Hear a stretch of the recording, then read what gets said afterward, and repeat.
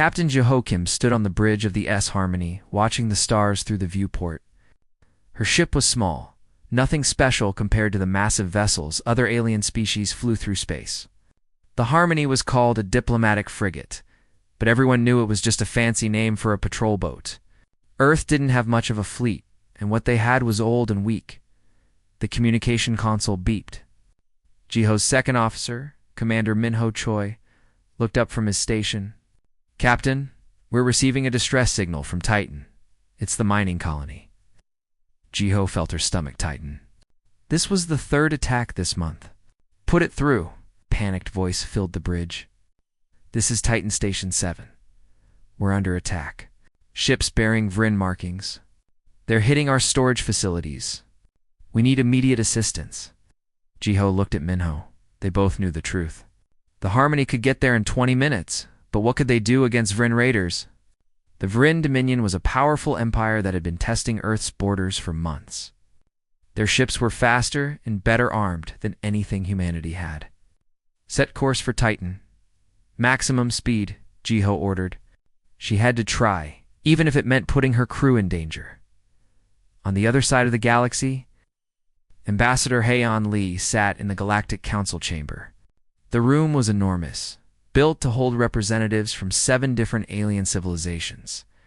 The ceiling stretched high above, covered in lights that mimicked stars. Hyun had been coming to this place for 5 years. She hated every minute of it. Today's session was about the raids on human colonies. Hyun had filed her complaint 3 weeks ago, following all the proper procedures.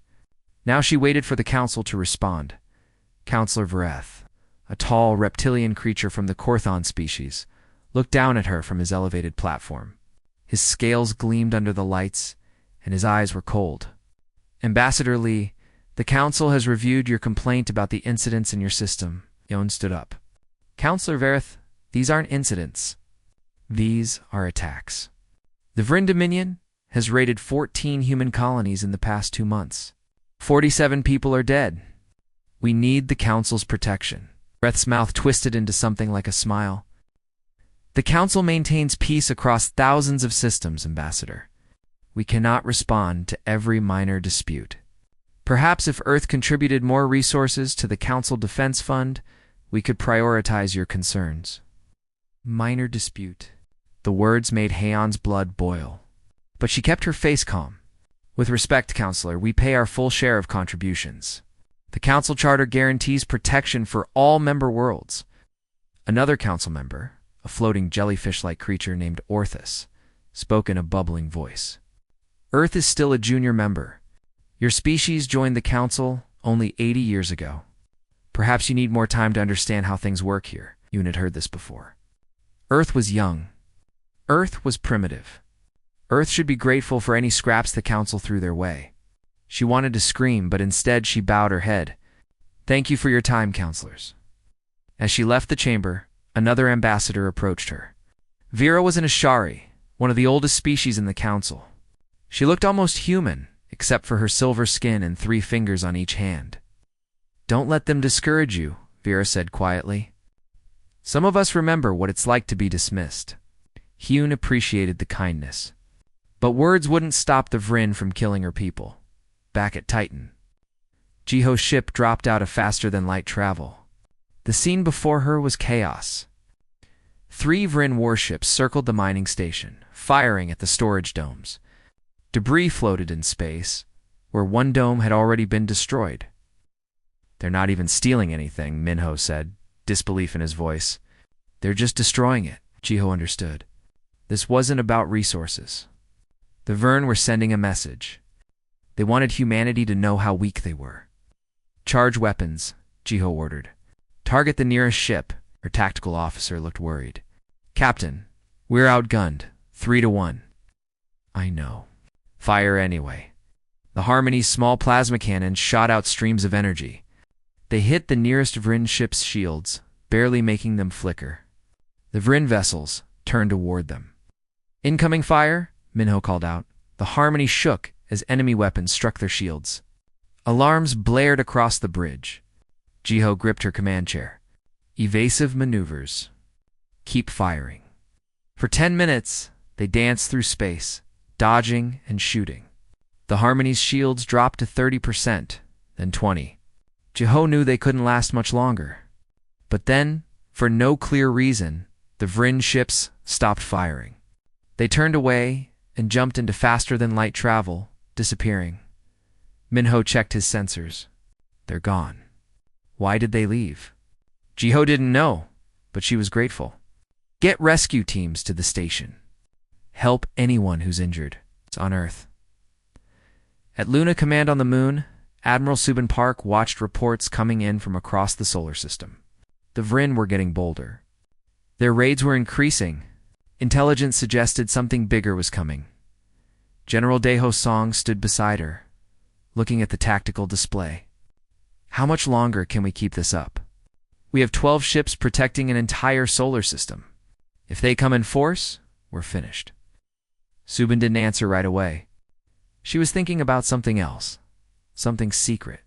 For decades, Earth had been building something in the outer reaches of the solar system, far beyond where anyone would look. It was the biggest secret humanity had ever kept. Have you heard anything from the Council? Daeho asked. Ambassador Lee says they won't help. They think we're not worth protecting. Daeho's face grew angry.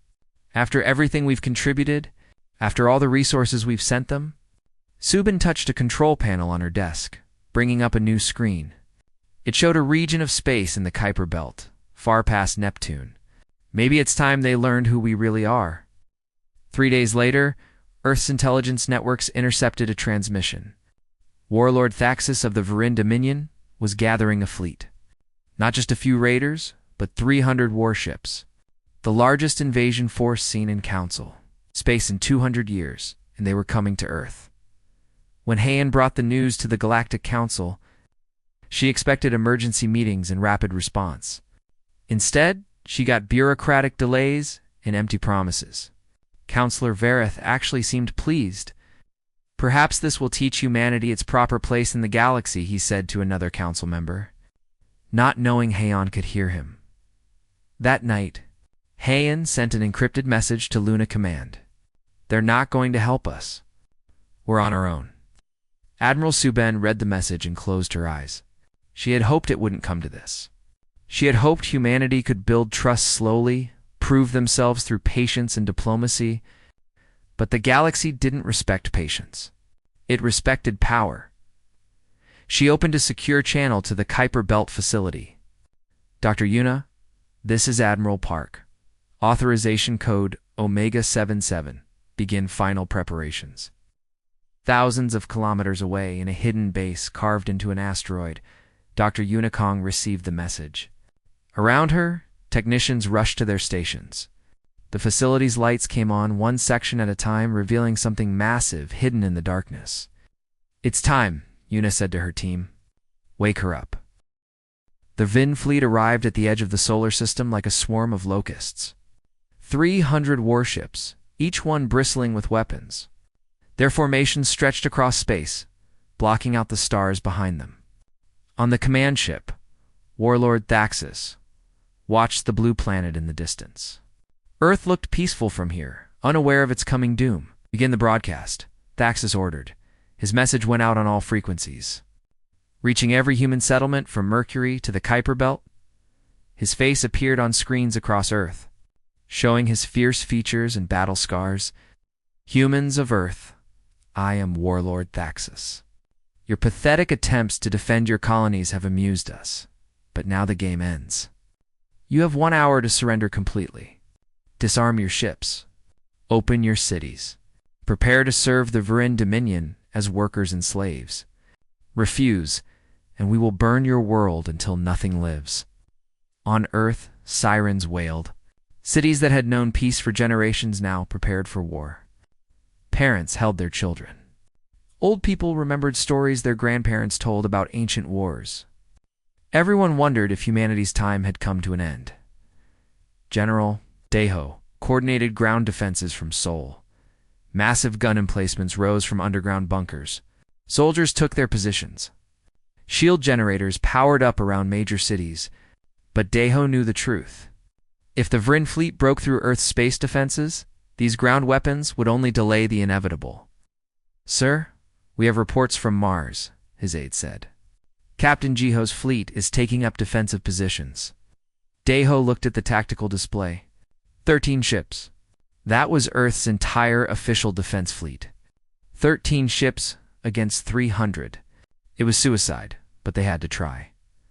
On the bridge of the Harmony, Jiho watched the Vryn fleet approaching. Her hands were steady, but her heart pounded. Minho stood beside her, checking weapons systems one more time. "All ships report ready, Captain," he said. Jiho opened a channel to the other 12 ships. Their captains looked back at her from their bridges. Some were old friends. Some she barely knew. All of them understood this might be their last day alive. "I won't lie to you," Jiho said. "The odds are bad. But Earth is behind us. Our families are behind us. Every minute we hold them here is another minute for evacuation ships to launch. For children to reach shelters? For our people to prepare? We hold the line." The other captains nodded. One by one, their ships moved into formation near Mars. A thin line of metal and courage against an overwhelming enemy at the Galactic Council station. Dozens of species watched the events unfold. Live feeds showed the Vryn fleet advancing, showed Earth's tiny fleet waiting. Council members whispered among themselves. Some felt pity. Some felt nothing. Counselor Vareth sat back in his chair, confident in his predictions. "The humans will surrender within minutes," he said. "They're not fools. They know they cannot win." Ambassador Hyun stood in the observation gallery, watching the same feeds. Her face was calm, but inside she felt sick. She had failed. Failed to convince the council. Failed to protect her world. All she could do now was witness the end. Vera approached her quietly. "I'm sorry, Heen. I tried to persuade the others." "I know," Heen said. "Thank you for trying." On Luna Command, Admiral Suben watched the countdown clock. 30 minutes until the Axis's deadline. She had moved all non-essential personnel to Earth. Only a skeleton crew remained with her in the command center. "Admiral." "The Vryn fleet is charging weapons," her tactical officer reported. Suben nodded. She touched her communication panel. "Dr. Yuna, what's your status?" In the Kuiper Belt, Dr. Yuna stood in the central control room of the secret facility. Through massive windows, she could see into the construction bay. The ship they had built filled the entire space, so large it seemed impossible. Thousands of crew members were boarding, taking their stations. Weapons systems came online. Engines began their startup sequence. "All systems are green, Admiral," Yuna said. "She's ready to fly." Suben felt a weight lift from her shoulders. They had kept this secret for 40 years. Built it piece by piece in the darkness of the outer system. Used resources from asteroids and ice. Developed technology in hidden labs across Earth, all to avoid alerting the galaxy to what humanity could really do. "Good work, Doctor. Stand by for my signal." Suben opened a general broadcast. Every ship, every station, every screen in human space received her transmission. So did the Galactic Council. So did the Vryn fleet. "This is Admiral Suben Park of Earth Defense Command. To all who witnessed this moment, I want you to understand something. Earth has hidden nothing out of aggression. We hid our strength out of caution. We watched how the galaxy treats those with power. We saw the restrictions placed on advanced species. We learned that in this galaxy, showing your teeth makes you a target." She paused, choosing her next words carefully. "We hoped diplomacy would be enough. We hoped patience would earn us respect. We were wrong. The galaxy respects only force. So now we show you what humanity built, while you dismissed us as primitives." Suben entered the final command code. "Project Samjori is now active. May history judge us fairly for what comes next." In the Kuiper Belt, enormous clamps released. The hidden base's main doors opened. Revealing the darkness of space beyond, Dr. Yuna gave the order her team had waited decades to hear. Launch the Indomitable. The Supercarrier moved forward slowly at first, like a sleeping giant waking up. Its engines glowed brighter, pushing it faster. Within minutes, it cleared the facility and entered open space. The ship was enormous. 25 kilometers from bow to stern, it carried enough firepower to level a planet. Shields that could withstand a star's radiation. Engines that bent space itself. Hangar bays filled with thousands of fighters. And it wasn't alone around it. 500 warships uncloaked. They'd been hidden in the asteroid field for years, waiting. Each one was more advanced than anything the Galactic Council possessed. Together, they formed Earth's true defense fleet. On the Vryn command ship, sensors suddenly screamed alerts. Thaxis looked at his displays in confusion. What is that? His tactical officer's face went pale. Sir, we're detecting a massive energy signature coming from the outer system. It's moving fast. Very fast. Show me. The main screen shifted. It showed a dot at first, but as it got closer, the dot became a shape. Then the shape became clear. That's impossible, Thaxis whispered. His fleet of 300 ships suddenly didn't seem so large anymore. Not compared to what was coming toward them. At the Galactic Council, chaos erupted. Council members shouted. Screens showed the Indomitable from multiple angles. Analysts tried to calculate its size and power. Everyone had the same question. How did humanity hide this? Counselor Vareth stood up, his scales turning pale. This is a trick. Some kind of hologram. It's not a hologram, Vareth said quietly. She was looking at the sensor data. It's real. They actually built it. Ambassador Hian watched the screens. For the first time in 5 years, she smiled. Not a polite diplomatic smile, a real, genuine smile. I tried to warn you, she said to Vrath. Humans are very good at keeping secrets. The Indomitable and its fleet crossed the distance to Mars in minutes. They took up positions between Earth and the Vryn fleet. Captain Taiwan Shin sat in the command chair on the Supercarrier's bridge. Around him, hundreds of officers worked at their stations. The bridge was the size of a football field. Taiwan opened a channel to the Vryn fleet.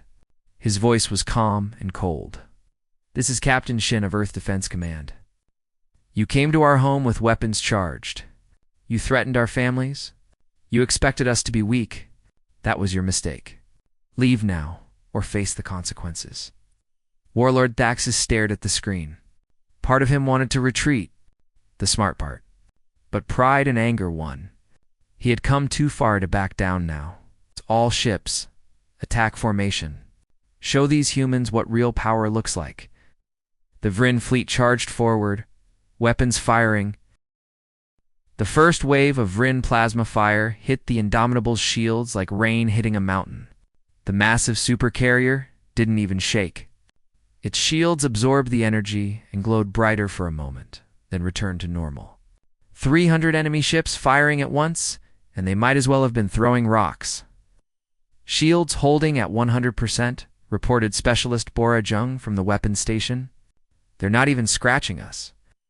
Captain Taiwan watched the tactical display calmly. The Vryn fleet was spreading out, trying to surround them.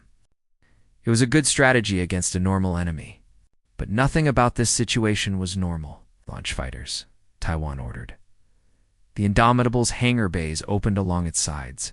They looked like enormous caves in the ship's hull. From each bay, fighters poured out in perfect formation. Small craft, each one piloted by trained humans who had practiced for this moment their entire lives. 5,000 fighters filled the space around the Supercarrier. Moving like a school of fish, Lieutenant Ji Woo-nam led the first fighter wing. She sat in her cockpit, hands on the controls, feeling the familiar weight of combat. Her squadron mates flew beside her, their voices calm on the communication channel. Red Wing, stay tight, Ji Woo said. Remember your training. These Vryn ships are big and slow. Use your speed. Her fighters accelerated toward the nearest Vryn warship. The enemy vessel fired its defensive guns, but the human fighters danced around the shots easily. Ji Woo locked onto a target and fired. Her weapons were plasma-based, but more focused than anything the Vryn used. The shot punched through the enemy ship's shields and carved into its hull. All around the battlefield, similar scenes played out. Human fighters swarmed the Vryn fleet like wasps attacking bears. They were too fast, too nimble. The Vryn guns couldn't track them. Warlord Thaxis watched his fleet being torn apart and couldn't believe it. How are they so fast? Our intelligence said humans had primitive technology. His tactical officer shook his head. The intelligence was wrong, sir. Very wrong, Thaxus growled. Focus fire on the large ship. All vessels target the carrier. If we destroy it, the fighters will have nowhere to return. 50 Vryn warships turned toward the Indomitable and fired everything they had. Energy beams, plasma torpedoes, kinetic missiles. The combined firepower could have destroyed a moon. The Indomitable's shields flashed bright white as they absorbed the attack. For a moment, the supercarrier was surrounded by an aurora of energy. Then the light faded. The shields held firm. Shields at 98%, Bora reported. Regenerating to full in 3 seconds. Iwan nodded. Return fire? Show them what real weapons look like. The Indomitable's main guns activated. They were mounted along the ship's spine, each one the size of a building. When they fired, space itself seemed to bend. Directed energy beams, focused to cutting precision, reached out across thousands of kilometers in an instant. The first beam hit a Vryn warship dead center. The enemy shields tried to stop it, but failed. The beam cut through the ship like a knife through paper. The vessel split in two, both halves spinning away into space. 7 more beams followed. 7 more Vryn ships died. At the Galactic Council station, everyone watched in stunned silence. The battle was being broadcast live. Council members who had spent centuries studying warfare had never seen anything like this. Their shield technology is 50 years ahead of ours, an analyst reported. Maybe more. The weapons, too, another added. Those energy beams have a focus we can't achieve. Counselor Veroth sat frozen in his chair. This couldn't be happening. Humans were supposed to be weak. They were supposed to know their place.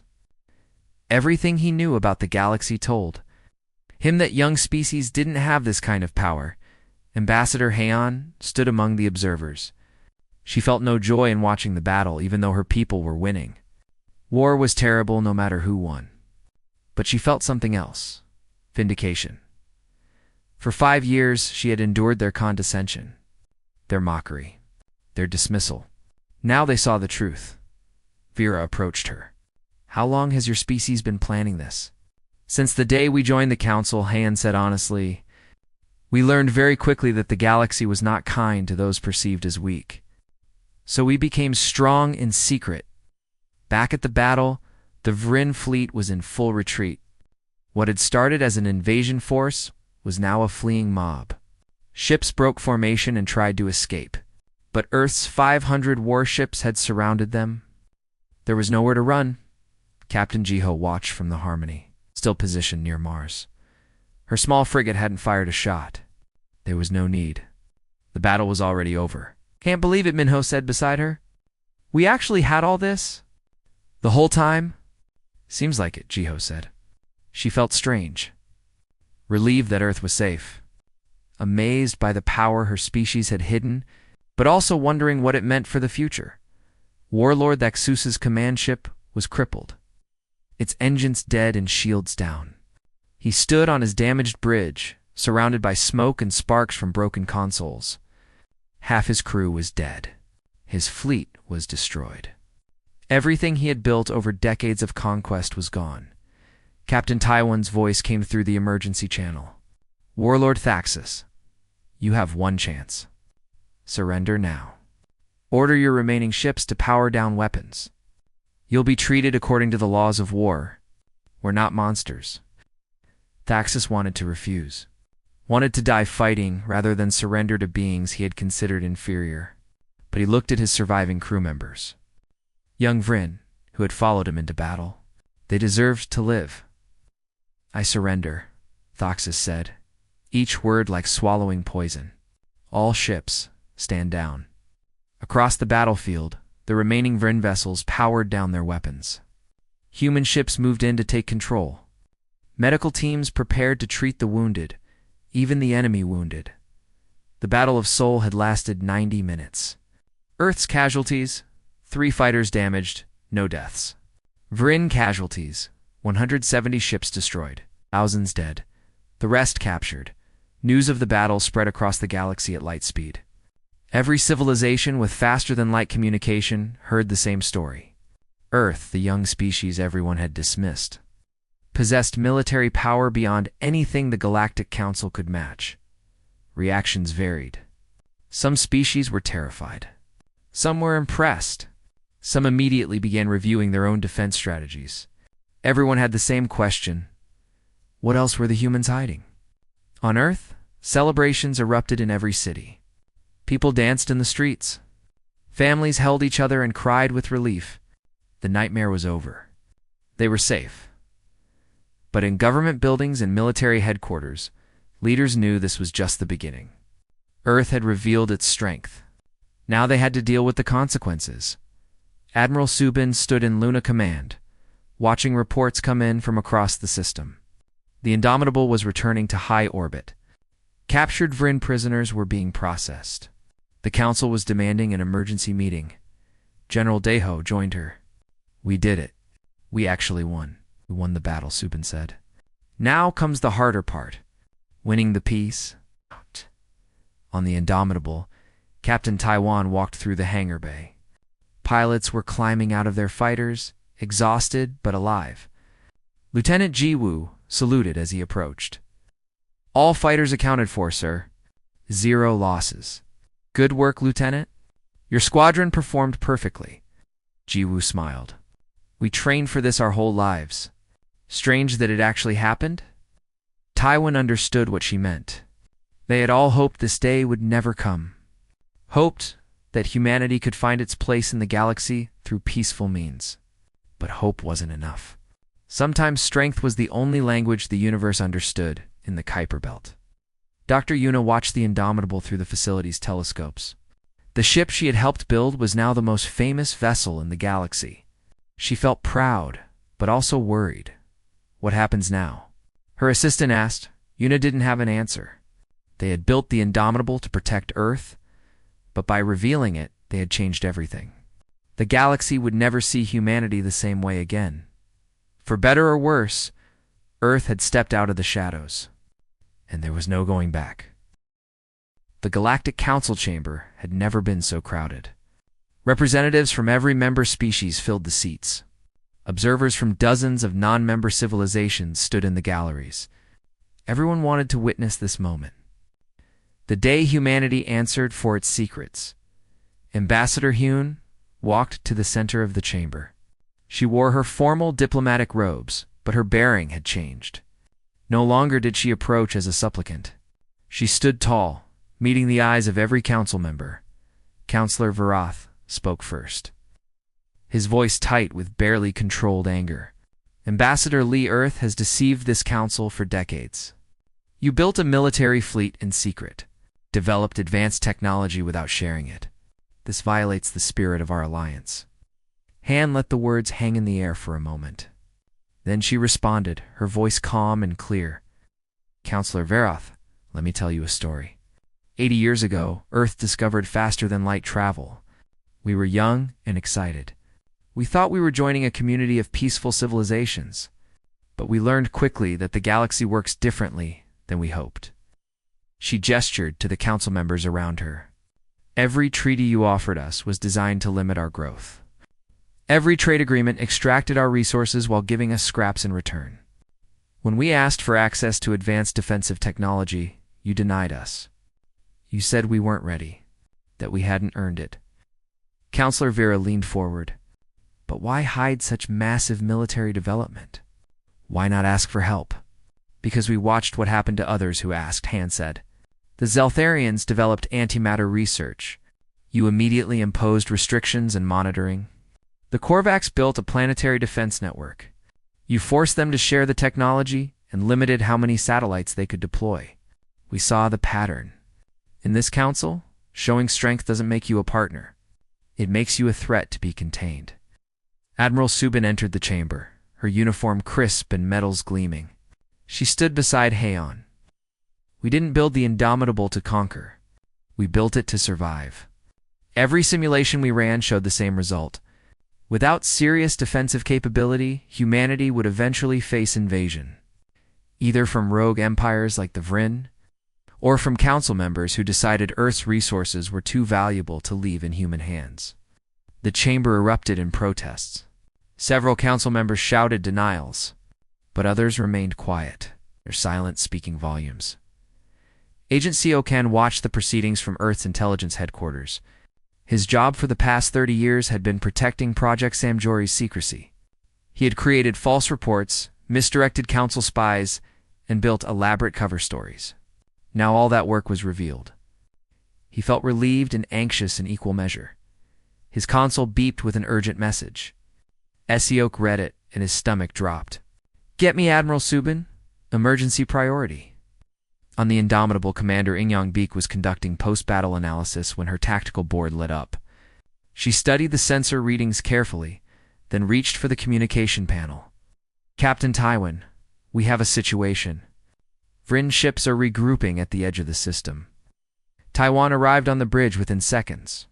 "I thought we captured their entire fleet." "Not all of them, sir. Looks like about 30 ships managed to escape during the battle. They're hiding in the Oort cloud."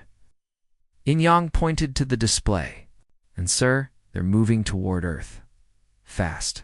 Taiwan understood immediately. This wasn't a military strike. It was revenge. Sound battle stations. "Get me Admiral Subin."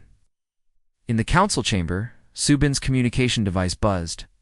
She glanced at it, and her face went pale. She leaned close to Hyun. "We have a problem." The emergency broadcast interrupted the council session. Agent Seok's face appeared on the main screen. "This is Earth intelligence. We've intercepted communications from surviving Vin forces.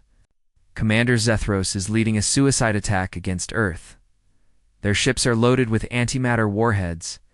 They're not trying to win. They're trying to make sure Earth dies even if they do." The council chamber went silent. Even Counselor Vareth looked shocked.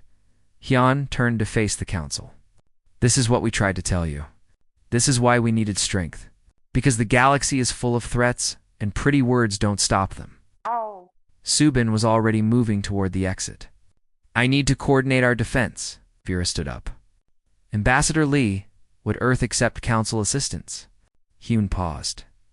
This was the first time any council member had offered help without demanding something in return. "We would be grateful, Counselor. But our ships are faster. We'll handle this." The Indomitable and 50 escort ships broke orbit, accelerating toward the outer system. Captain Taiwan studied the tactical situation. Commander Zethros was clever. He was using the asteroid belt as cover, making it hard to target him without risking civilian mining stations. "We need to cut them off before they reach the inner system," Ingyang said. "If even one antimatter warhead detonates near Earth, the casualties will be enormous." Lieutenant Jiwoo and her fighter wing were already in space, engines burning hot. She led her squadron through the asteroid field, weaving between spinning rocks the size of mountains. Her sensors showed Vrin ships ahead, moving erratically to avoid detection. "Red Wing, spread out," Jiwoo ordered. "We need to herd them toward the Indomitable. Don't let any slip past." The chase through the asteroid belt was tense. Vrin ships would appear suddenly from behind rocks, fire a few shots, then disappear again. Jiwoo's pilots stayed focused, driving the enemy ships toward open space where the Indomitable could engage them. "Commander." Zethros watched the human fighters harassing his fleet. He knew he couldn't win. That wasn't the point. If he could get just one ship through to Earth, he could kill millions. That would be enough. Humanity would learn that attacking the Vrin came with a price. "All ships split up," Zethros ordered. "Make them chase us in different directions. Someone will get through." The Vrin ships scattered. Taiwan had anticipated this. All escort vessels engage at will. Ingyang calculate firing solutions. "We need to take out as many as possible before they spread too far." Indomitable's weapons fired in rapid succession. Its targeting systems could track dozens of ships simultaneously. One by one, Vrin vessels exploded under the assault. But 3 ships made it past the first line of defense, heading straight for Jupiter. Jiwoo's squadron pursued. The Vrin ships were faster now, having dumped their excess weight. They were also more desperate. One of them fired at her wingmate, hitting his fighter's engine. The craft spun out of control. Minsu's hit, someone called over the radio. Stay focused, Jiwoo said, though her heart clenched. We have to stop them. Two of the Vrin ships turned to fight, trying to buy time for the third to escape. Jiwoo and her squadron engaged them near Jupiter's Great Red Spot. The battle was fierce and close. Human fighters and Vrin warships twisted through space, weapons blazing. The Indomitable arrived moments later. Captain Taiwan targeted the fighting ships carefully, trying not to hit any human fighters. His weapons officer, Bora, worked with surgical precision. Firing, Bora announced, 2 precise energy beams lanced out. Both Vrin ships exploded. But the third ship was already far ahead, accelerating toward Mars. We won't catch it in time, In-Yong said. It'll reach Earth's orbit in 8 minutes. Taiwan made a decision. Launch all fighters. Every single one. I want that ship swarmed. Thousands of fighters poured from the Indomitable's hangars. They formed a massive cloud, chasing the fleeing Vrin vessel. Commander Zethros pushed his engines to maximum. But the human fighters were gaining. With 3 minutes until Earth orbit, Jiwoo's wing caught up. She could see the Vrin ship now, its hull scarred from earlier battles. She knew what she had to do. Target their engines. Disable, don't destroy. If we blow them up, the antimatter might detonate anyway. Her squadron fired in perfect coordination. Plasma bolts hit the Vrin ship's engine section, melting through the hull. The engine sputtered and died. The ship began tumbling. It was unable to control its momentum, but it was still heading toward Earth, still carrying enough antimatter to level several cities. Captain Taiwan acted without hesitation.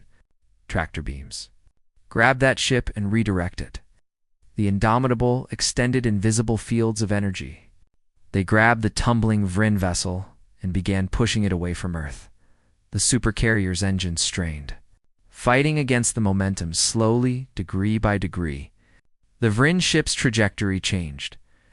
Instead of heading for Earth, it was now aimed at empty space. The Indomitable continued pushing until the threat was gone, then released the ship. Commander Zethros sat in his damaged bridge. Defeat complete. Human ships surrounded him. There was no escape. No final victory. He had failed. Captain Taiwan's voice came through his communication system. Commander Zethros, power down your weapons. Surrender your crew. This doesn't have to end with more deaths. Zethros looked at his remaining crew members. Young Vrin, who had believed in his cause, who had followed him into this desperate mission. He could detonate the antimatter now, kill them all, and take some humans with him. Or he could accept defeat and let them live. I refuse to surrender 2 primitives, Zethros said quietly. Then he reached for the detonation switch. His second officer tackled him before he could press it. Other crew members restrained him. The second officer looked at the screen showing Captain Taiwan. 3 months after the battle, the Galactic Council reconvened. The chamber looked the same, but the atmosphere was completely different. When Ambassador Heian entered this time, council members stood up to greet her. Even Counselor Varath remained respectfully quiet. The session was called to determine Earth's new status. Admiral Subane and Captain Taiwan accompanied Heian. Behind them stood a dozen human military officers. Representing the fleet that had changed galactic politics forever, the council's primary moderator, a being called Orthus, who resembled a floating jellyfish, addressed the assembly. We are here to discuss Earth's membership status. Several proposals have been submitted. The first comes from Counselor Varath. Varath stood, his reptilian features hard to read. The Korthon delegation proposes mandatory inspections of all Earth military facilities. We further propose limits on the size of Earth's fleet and restrictions on weapons development. These measures are necessary for galactic security. Murmurs spread through the chamber. Some council members nodded in agreement. Others looked uncomfortable. Hyun stepped forward before anyone else could speak. Counselor Varath, your proposal is exactly why we hid our strength in the first place. You want to inspect us, limit us, control us. But you didn't offer inspections or limits when you thought we were weak. You only care now because we proved we're strong. Snavroth began. Let me finish, Hayan said, her voice firm but not hostile. Earth could have revealed itself as conquerors.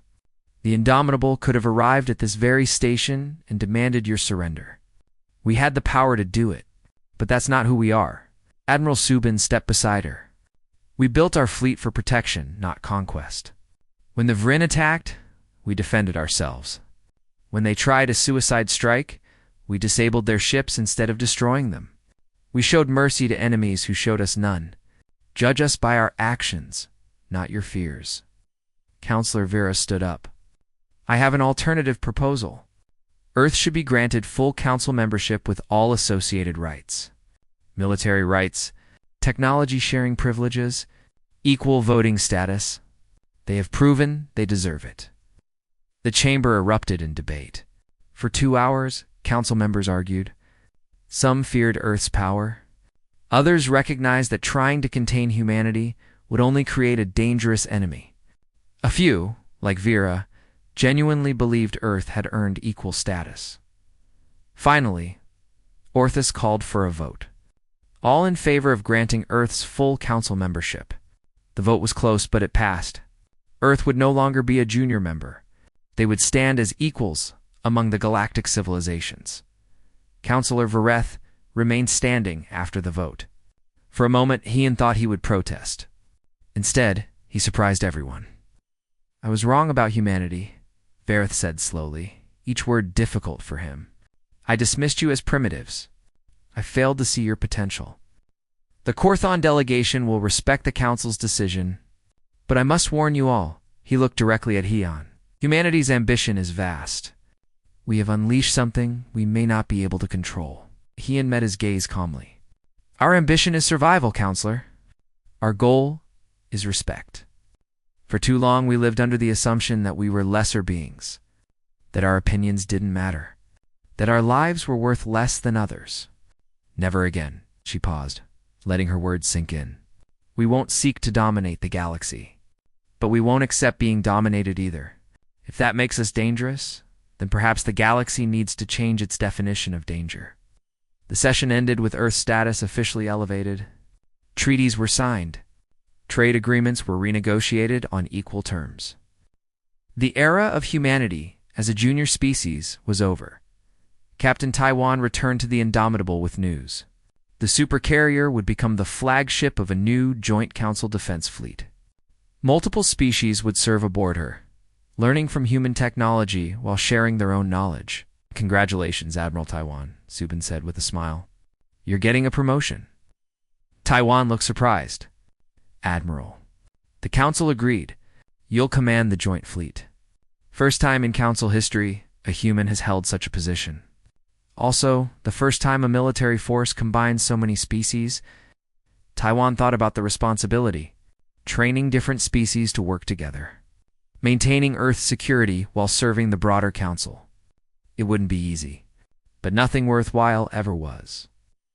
I accept, he said. Lieutenant Ji Wu received a promotion too.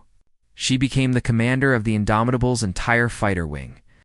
Thousands of pilots from multiple species would now follow her orders. The responsibility was enormous, but she was ready. On Earth, celebrations continued for weeks. But in government offices and military headquarters, leaders were already planning for the future. Dr. Yuna and her team began working on next-generation vessels. If the Indomitable had shocked the galaxy, what they were planning next would change everything. General Deho coordinated with Admiral Subin to establish new defense protocols. Earth's other colonies needed protection too. Mars, Titan, Europa, and the mining operations throughout the solar system all required security. We need at least 50 more capital ships, Deho said, looking at tactical projections. The Indomitable is powerful, but she can't be everywhere at once. Ready in production, Subin said. The Kuiper Belt facilities are building for new supercarriers. Smaller than Indomitable, but still formidable. They'll be ready in 2 years. Agent Seok worked with his intelligence teams to establish networks throughout Council space. Earth needed information to protect itself. Never again would they be caught off guard by threats they should have seen coming. Captain Jiho received command of a new destroyer, the ESS Defiance. It was 10 times larger than the Harmony and equipped with cutting-edge weapons. She would patrol the outer territories, showing the flag and protecting human interests. As she prepared to depart on her first mission, Commander Minho joined her on the bridge. "Strange how things change," he said. 3 months ago, we were flying that little frigate, barely holding off raiders. Now we're in charge of a ship that could take on entire fleets." Jiho nodded. "The galaxy sees us differently now. We have to live up to that. Be strong enough that no one attacks us, but not so aggressive that we become what we fought against. That's a thin line to walk." "Yes, it is. But that's why we have to be careful. Power is easy to gain. Using it wisely is the hard part." In the Galactic Council's Intelligence Division, Observer Kelleth compiled a detailed report on humanity's revealed capabilities. The report would be studied by strategists and analysts for decades. One section stood out. Humanity's technological advancement is remarkable, but not their most dangerous quality. Their true strength lies in adaptability and determination. They learn quickly. They work together despite their differences. And they never accept permanent defeat. Any civilization considering conflict with Earth should understand, humans don't just fight to win. They fight to ensure they never have to fight the same battle twice. 6 months after the revelation, the Indomitable departed on its first Joint Council mission. Admiral Taiwan commanded a crew of 40% human, 60% alien. Getting everyone to work together had been challenging. Cultural differences caused misunderstandings. Different species had different ideas about tactics and command structure, but slowly they learned. Humans taught aliens about their technology. Aliens taught humans about regions of space beyond their experience. Bonds formed between crew members who initially distrusted each other. Lieutenant Ji-woo found herself training Korthon pilots. The same species that had dismissed humanity as primitive now learned from human expertise. One young Korthon pilot, Theron, showed particular promise. "Your maneuvers are impressive," Theron said after a training session. "Our instructors never taught us to think like this." "Different doesn't mean better," Ji-woo said. "Your people have strengths we don't. The key is combining them." On Earth, Ambassador Hyen prepared for another council session. But this time, she traveled as an equal. The council had invited Earth to lead a committee on defensive technologies. The same technologies they once tried to deny humanity. Humans would now help share with others. Counselor Vera met with her privately before the session. "How do you feel about Earth's new status?" Hyen considered the question carefully. Relieved, proud, but also concerned. "We revealed our strength to survive. Now we have to prove we deserve the trust that comes with power," Vera said. "I've watched your species for 80 years. You're capable of great things. Sometimes you stumble. Sometimes you make mistakes, but you learn from them. That's more than many civilizations can say." Deep in space, beyond council territories, a different type of observer watched humanity's rise. The Kelthan Empire had existed for 10,000 years, mastering technologies the council couldn't imagine. They had watched the Battle of Seoul with interest. Their emperor studied reports about humanity's supercarrier, about their tactics, their technology, their potential. "This species is young," the emperor said to his advisors, "but they show promise. We should watch them carefully." "Should we make contact?" an advisor asked. "Not yet. Let them grow. Let them explore. When they're ready, we'll introduce ourselves. Until then, we observe." Transmission was sent toward Earth's space. It carried a simple message. Impressive. We will be watching.